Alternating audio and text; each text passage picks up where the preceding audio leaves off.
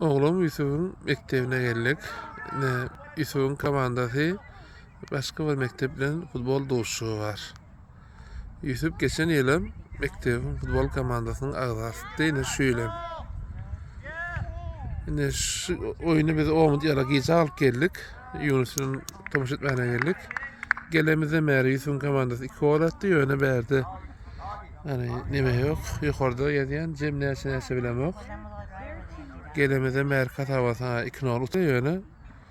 Hakikatte Omut içinde öňläme bolan bilemiz yok. Elbette dostluk bular üçin tejribe. Mektepler arasy etrafara mektepde ýola kontrol geçýär, etraf ýeňem boljak. Davis'in klaba, Woodland be, Dixon ma, Emerson ma rekende. Şunu Emerson oynayany. Aslında men futbol bilen oýdýan bir gyzyklanıp beren adam däl, bolýan ýöne tomoş etsen gyzyklar aslında.